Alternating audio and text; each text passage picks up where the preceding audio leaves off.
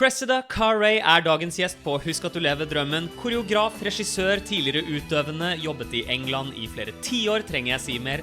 Følg, like, kommenter, det hjelper podcasten masse, og så sier jeg bare god fornøyelse med dagens episode.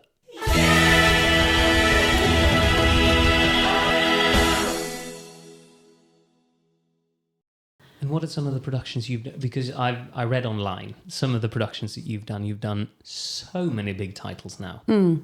Yeah. Gosh, again, and my mind's going to go. I should have brought some paper.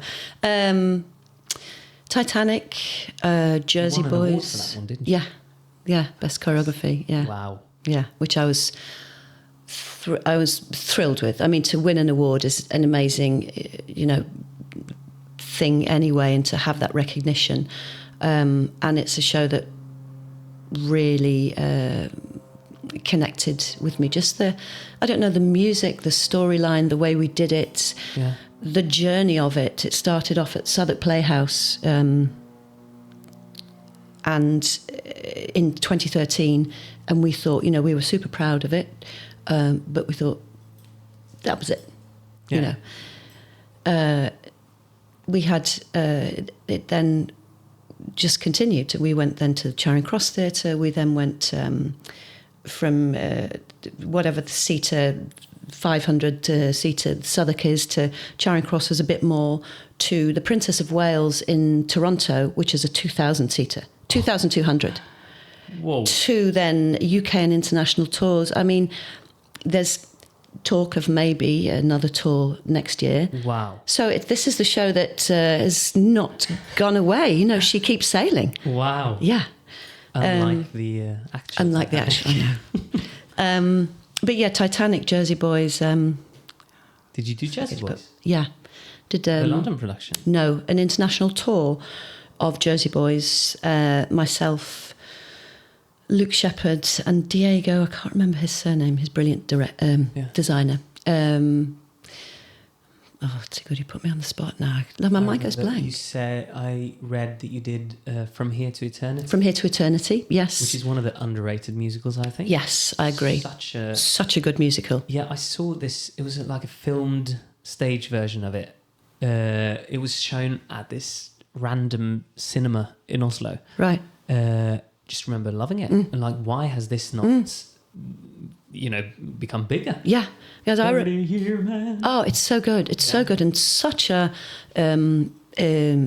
emotional, not only what was happening, Pearl Harbor, but the storyline, Avenue Q, Zorro, Avenue Q, love it. Steel Pier, golly. Sunday in the Park with George. I can't remember anything. Sunday in the Park with George. That's one of the musicals you're sort of supposed to love. Do you not love it? I'm not a Sondheim. No, you're not a Sondheim. I'm not a Sondheim. I think you either are or not. Yeah. Son hates me for it. Yeah, I can imagine. Every time I mention his name, because she knows I can't. It's just not my thing. No, I think it either is or it isn't. Yeah, I mean, I can respect it. Yeah, of course. In the same sense that I can respect Shakespeare, and he's obviously a genius. Yeah, like it's obviously fantastic. Yeah, fantastically written. It's just not my thing.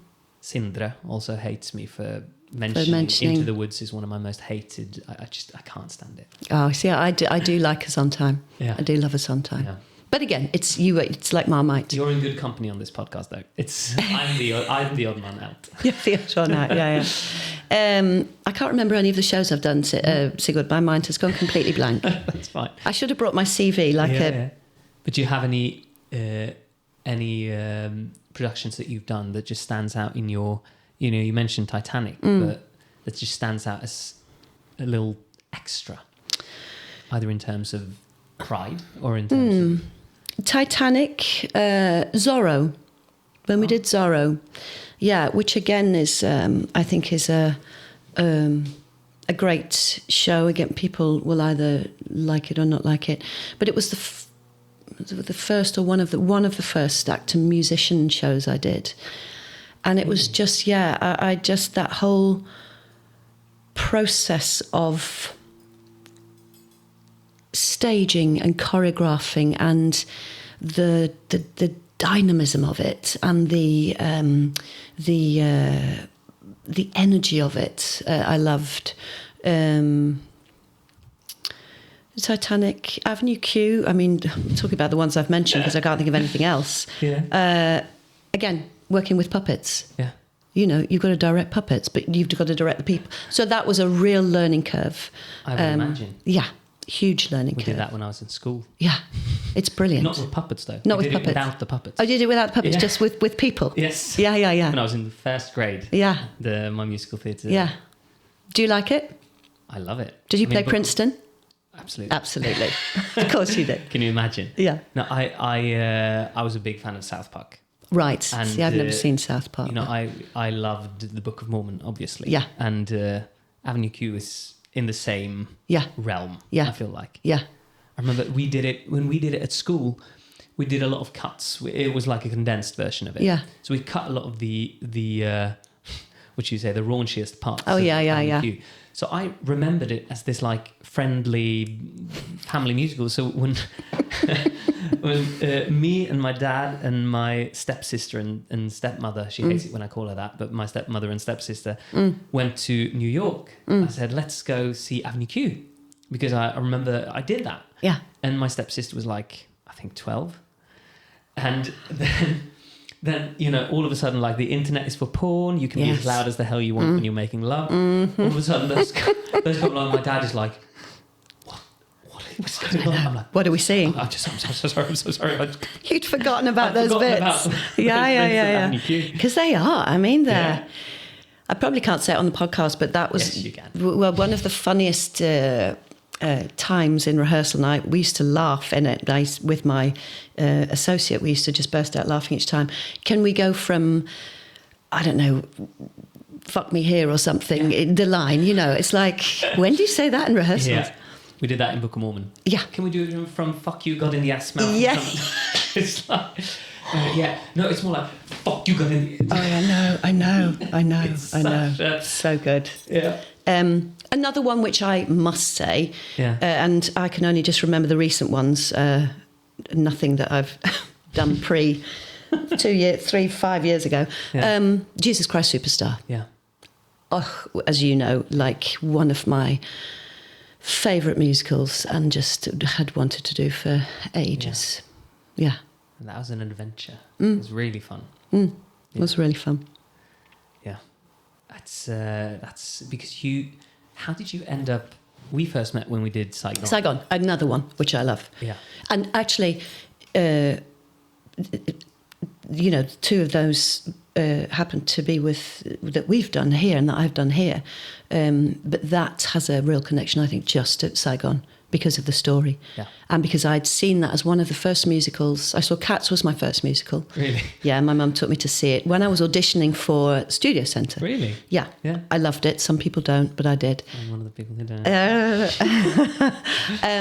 But I then, a couple of years later, saw Miss Saigon and loved it. Yeah.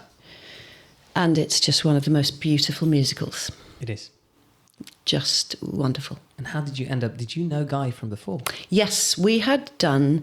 I met Guy when I was actually choreographing a show called... I'll remember it in a minute. It was a 30 production at Mount View when I was doing... I can't remember when it was. 12, 13, 14 years ago, something like that. Maybe more. A great show, which I can't remember the name of. This is me normally. And Guy was assistant director on it. Yeah. And we met then, got on very well. And then we did a few shows together post that. And then he called me up and said, hi, Chris, do you want to do Miss Saigon in Oslo? And I'm like, yeah.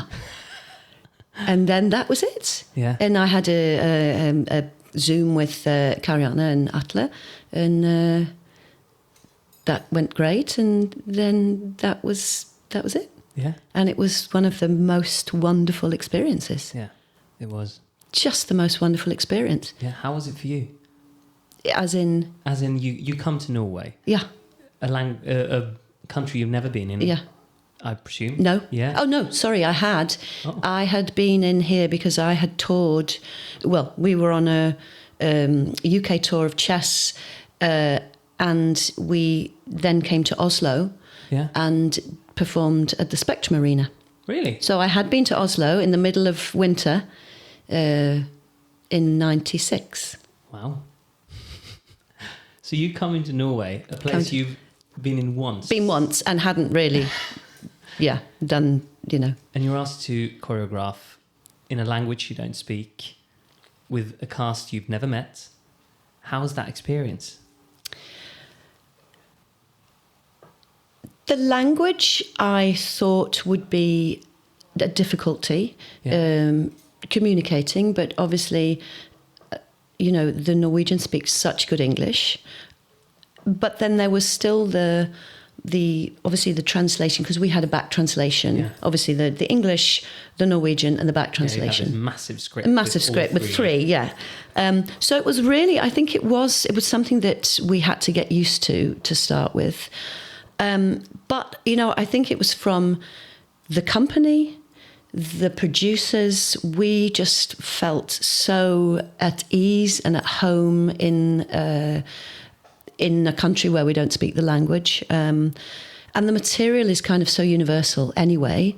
And so I suppose it was difficult to start with, but then it just became so easy because people, you guys speak such good English and puts us to shame. And it just synced. Yeah. And I think that actually watching Miss Saigon in Norwegian had me more emotional than watching Miss Saigon in English. I mean, I still get emotional in English, but I was kind of, it was amazing how the language doesn't matter, because the story is visual and the storytelling is so clear. It is. Can we just pause for 2 seconds? Yes. I can't remember where we dropped off either. Miss Saigon? Miss Saigon language. Said you were emotion, that it hit you more emotionally. Correct. In yeah. How come? I think it was the direct link with it. Obviously, having seen it, you get it as an audience member and just watching the material. But when you've gone through that rehearsal period with the material, and you've gone through the rehearsal period that we did, and with I think it was just everything in place: the cast, the time, I think it just being so immersed in it and involved in it. I think it hits you even more, and I think that made me more emotional. And I again iterate that the language didn't make a difference at all. Yeah. To the show. I knew what was happening, and I've obviously know the English. I don't know every lyric, but it didn't stop anything for me at all. But I think it was being immersed in it because it was such a... And I think that's because I've talked about this actually quite a bit, how I think that you and Guy should have so much credit for that happening, because the thing is, in a musical theatre production, there are so many, as we talked about earlier, there are so many technical elements. One thing is the acting, singing and dancing, but also massive pieces of scenery, props and costumes and makeup. There are so many things to get to, so you sort of just want to, okay, let's just get this going. But the fact that we had, several days where we would just sit in a circle, talk about the material, having long conversations about what it means. Does anybody here have any stories that they want to share? I felt like I was back in school, because we were divided into groups and okay, so you're going to have a little introduction about how the political landscape in Vietnam was in the 60s. And it was okay, so by the time we got to opening night, we knew the material. We knew every piece of fabric in that production. And there were so many. It was a little, what's it called? A little plank? Oh, the plaque within the boat. In the boat, yeah. Because, it was one of the boys that played one of the older children. Yeah. His grandfather was on the boat, was one of the boat people from Vietnam to Norway. Yeah. And we put the plaque in memory of him. Yeah. And it was, I think you've said that, I think as you've said, not that you don't, of course, every musical that certainly that I am involved with you want so many layers. You want so many layers because it is such a layered art form. And to tell a story, it's like an onion, it's constant. But I think the connection that everybody had because of that to the material was like nothing. Titanic is the closest there because we spent such a long time listening to the BBC archives of people who had were survivors on the boat from the Titanic, which were, I mean, they were sobbing listening to those, Yeah. So I think in a similar vein that what we had talked about, and like you say, every single little detail, every layer of the political scene, the war, the people, the Vietnamese, the Americans, the women, the men, the North, the South. It's just... And it's such a... I think when you have those, like a Les Mis that we're doing now, when you have Miss Saigon, those like traditional Broadway and West End musicals that they've been done for 30 years, it's easy to think that you can just... All right, and then we're at the Dreamland, there's a bunch of prostitutes, and the GIs are horrible to them, and then it's like... But no, we have to find completely some truth in this. Yeah, and completely. And I think that actually you've hit the nail on the head. That was the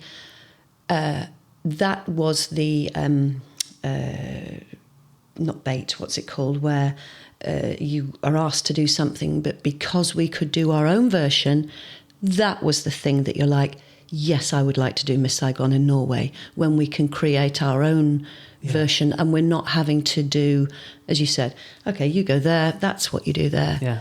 We created our own version of it, which was an honour and a real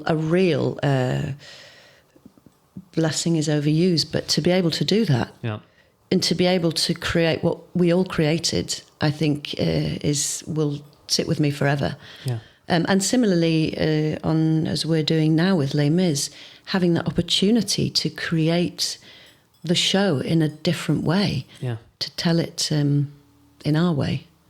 And that's a scary thing as well, because I've seen productions in Norway where it's like it's a new version of insert whichever musical it was, and it's just been for the sake of it. Yeah. Like, no, I want to do it my way. And it's like you're not really adding to it. No. You're just taking away stuff that really works. Yeah. And leaving us with like just a stripped down shell of a production. And I've been so disappointed so many times. And I think it was such a relief because I saw it in London, Miss Saigon. I wasn't too blown away from, I think it was in 2014, 15. It didn't, I was blown away by, I saw Eva Noblesada. Yes. Yeah. Yeah. She was amazing. Yeah. Fantastic. Yeah. And I was actually in the front row. So seeing I'd Give My Life for You, I think she was 17 at the time. And I was like, you can't be real. But I just remember the production didn't really move me in any way. And it was like, it's okay, it's a helicopter. There's a car in the American Dream number. I just thought the direction was, I'm sorry, but uninspired. I thought it was just a glossy, strange production, I felt. So that we were able to just like delve into the material and build it from the ground up. Agree. That was just such a, like you said, honour. Yeah. And I think, the production I saw in, whenever it must have been in the late 90s when it was first in town, and it kind of blew me away. similarly, I saw the production in 2014 because I think they changed. Is that when they changed one of the songs? Was that when Maybe had come in? Yeah, that might be. Yeah, I think anyway. And you know, I think it's a great show, but I wasn't moved. Yeah. As I wasn't moved.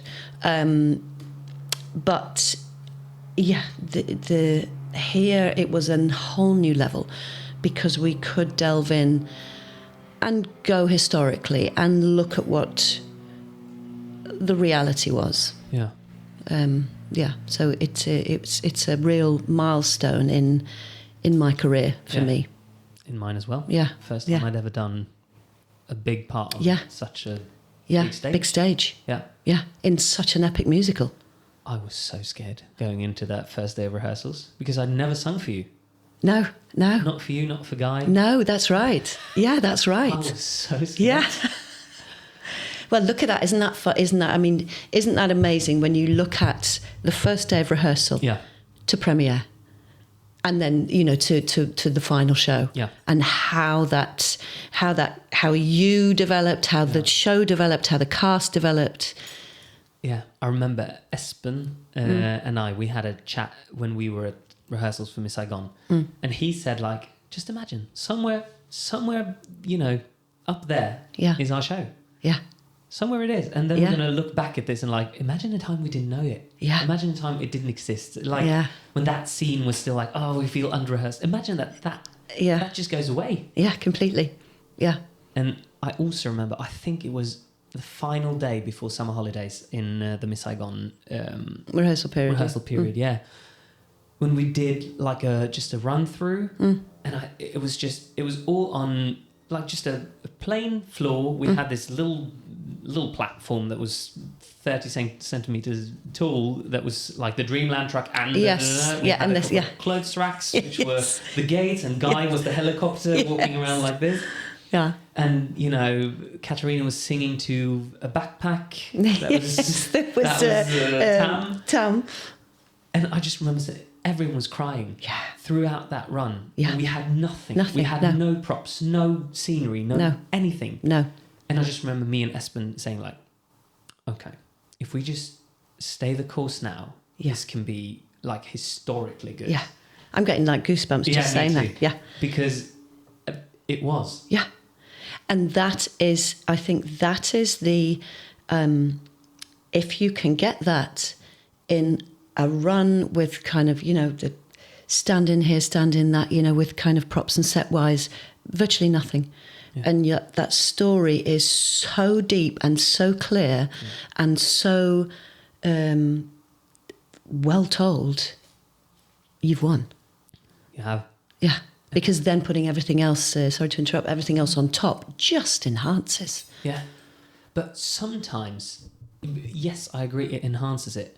But sometimes it can almost feel like it gets in the way. I've seen productions. Like Miss Saigon, it was there was so many visual elements. It's like it's just taking away from I don't need it to be bigger scale.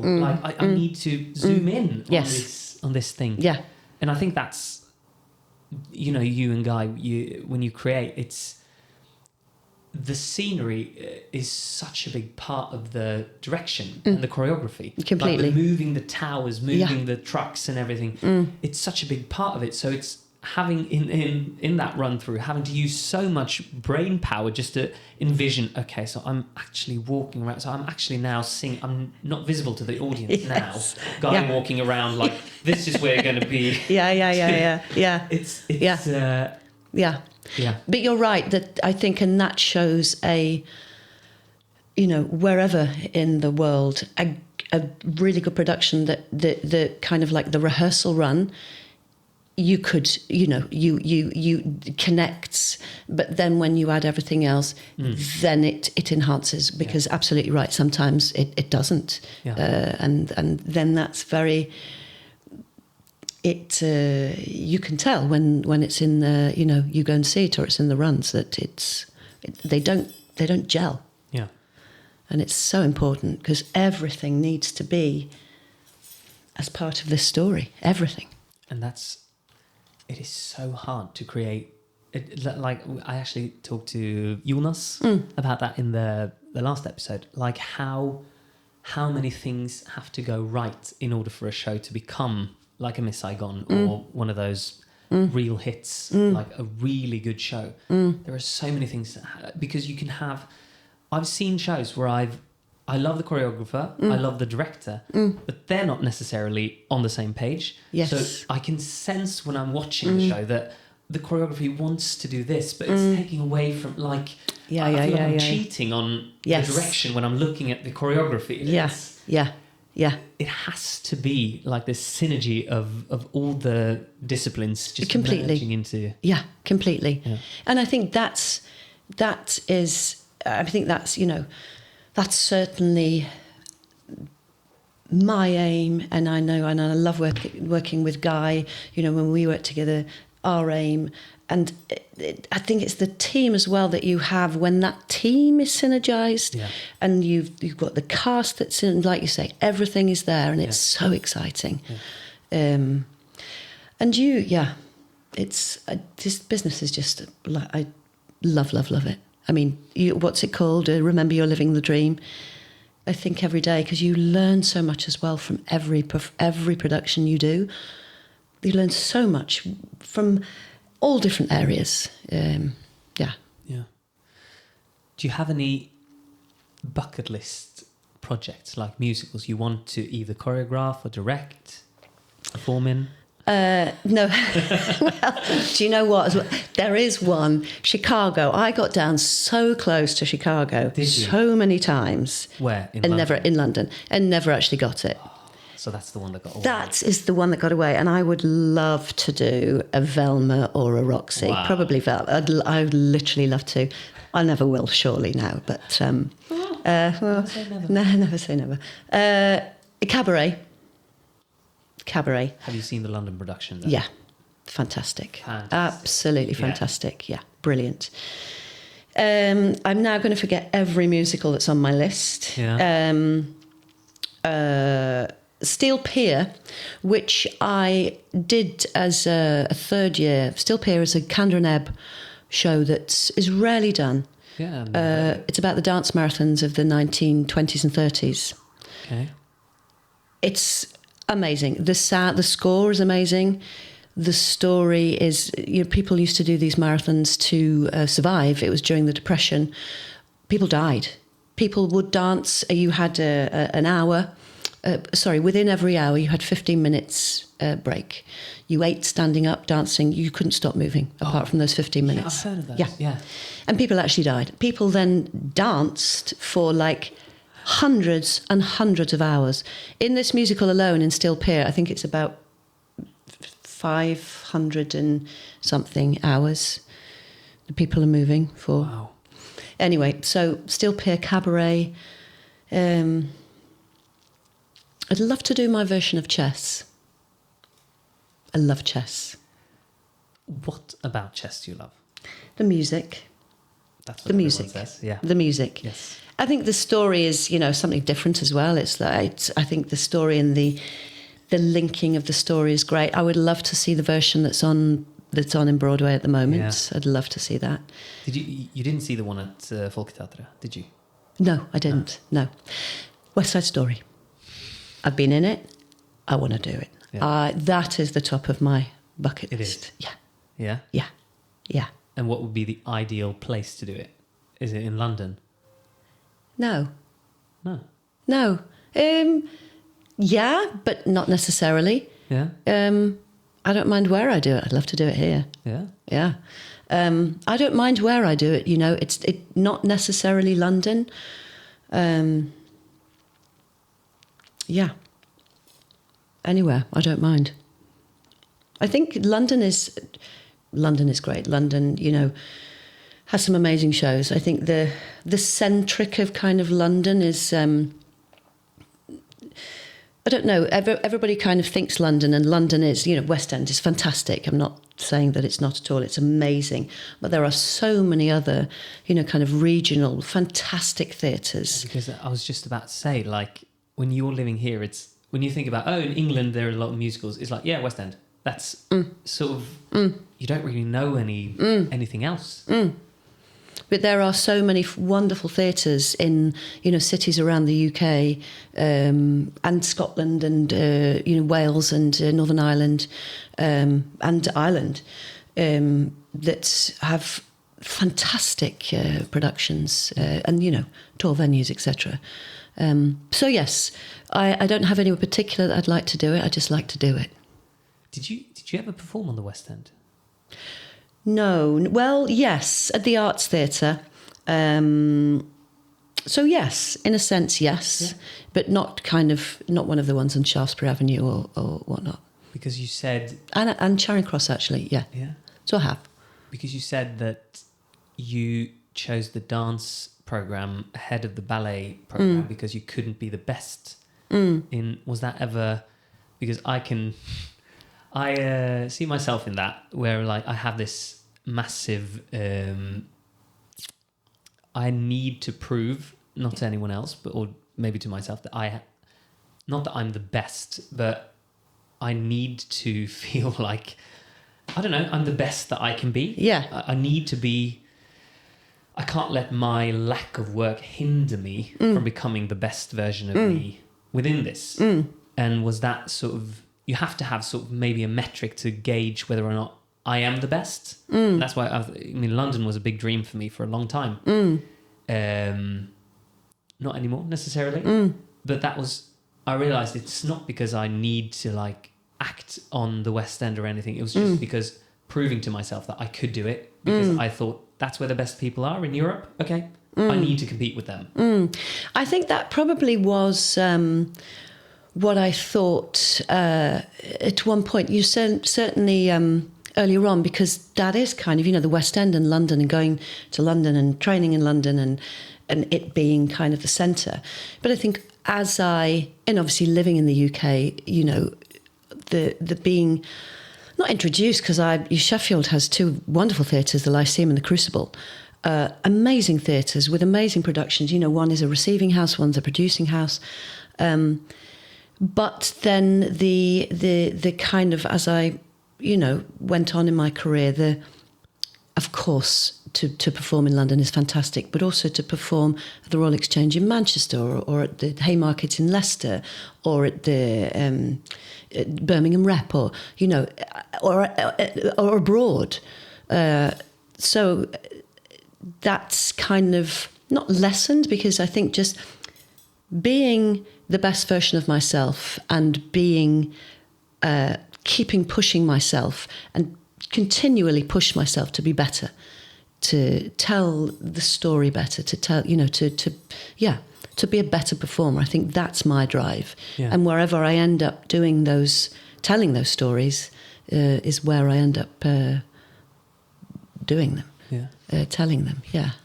And when because I just assume that some of my listeners are going to find this very interesting, because you've directed and choreographed so much, and the audition process. When you're sitting behind the table and you're waiting for people to come in, what do you... obviously it's going to vary from production to production. Yeah. But are there some key things that you're looking for in a performer? I think first off, you want everybody, the next person to come in, to be absolutely what you're looking for. You want them to be good. I think you kind of know when somebody comes in the room that there is there's something about them, and I think that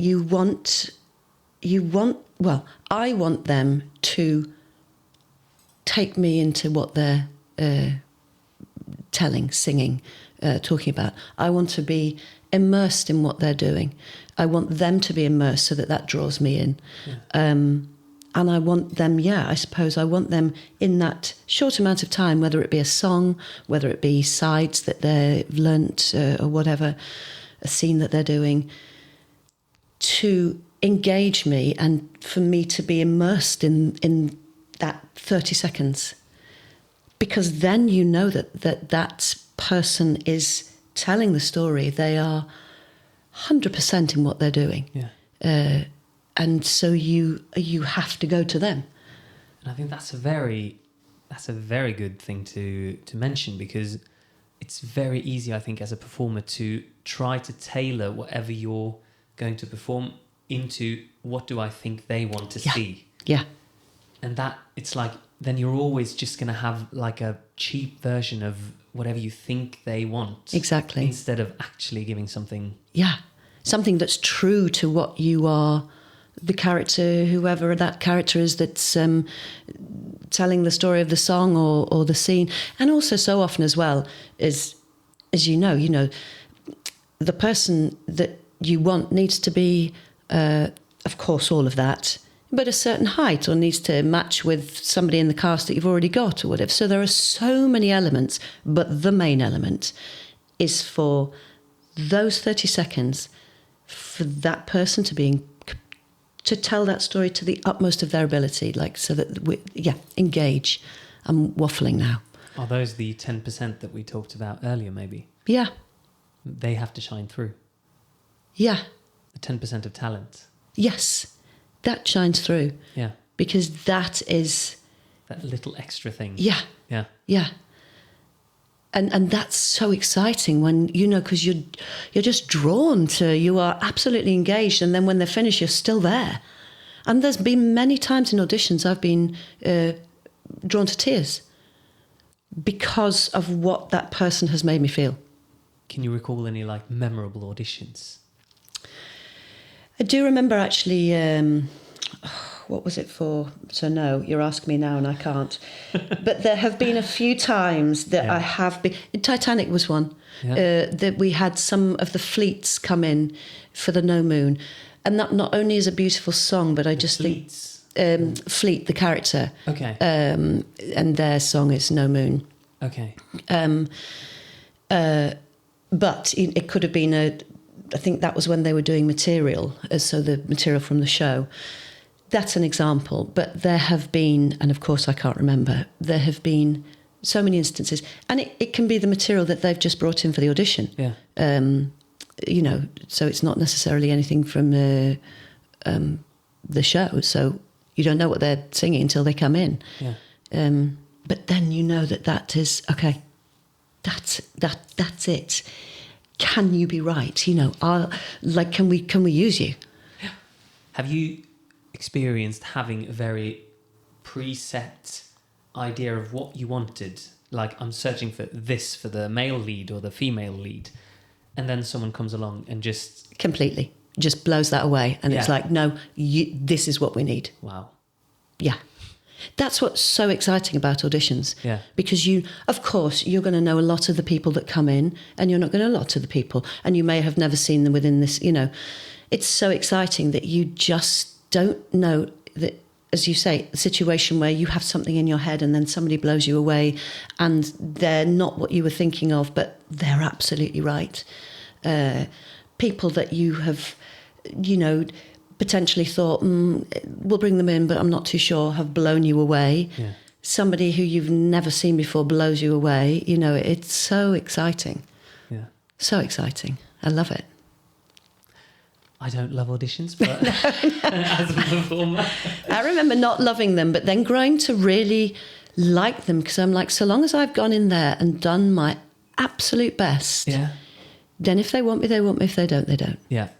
Yeah, I've gotten better at it, but I've always felt like it's two different things: acting in a show and doing auditions. And it's almost like you have to learn two skills in order to become an actor, because doing that, I've actually been worried, because I think, and you can tell me if this is true or not, I think I come across as someone who is very much in control of my own work. And I'm always very scared of directors not giving me direction because they think he's on top of it. When I'm actually very hungry, I really want no, tell me. Give me direction. Say that something I do is shit. Yes, I mean, just please tell me, because I'm very scared to be sort of left alone in it. Yeah. And I thought that was scary when I was doing Chris in Miss Saigon, just because there's, in the nature of doing a big role, you have to do a lot of the work by yourself. And I really appreciate the freedom that I had got from you and Guy to experiment as much as I did. But I think an audition is me having to make all the choices by myself, not necessarily with a director, or maybe if I work with someone, I don't know if they have the same taste as whoever's producing or directing whatever I'm doing. So I just feel like it's two such different things. I think it is interesting there because sometimes, yes, I think they're, you know, if you've seen somebody and they're absolutely, but you just want them to kind of go in that direction a little bit, then you do kind of give some direction. But sometimes you've seen enough of what they've done to know that's there already. You know, it's so interesting because, yeah, as a performer, you want some direction, you want some, can I do it again for you, like in this way or whatever, you tell me. I'm not in love with this. It can change, I can do it differently. Yeah. I'll just do it again. Yeah, but then sometimes it's exactly what you need. Yeah. You know, how a person has done it is all you need, and they've done exactly what you need at that point to go forward. Yeah. Because there is that those points as well where somebody has given something and you want a little bit more, and so the direction is given, and sometimes that doesn't come, but then sometimes it does in the kind of sense, and you're like, okay, yeah, right. But it depends on the show and the time. Yeah. Well, I can't wait to audition for West Side Story when you do it. And I can't wait. What role would you like to play? I don't know. The obvious one, maybe. Riff? No, I thought Tony. Oh, Tony, of course. Tony. I guess I'm not doing Tony. No, because you are...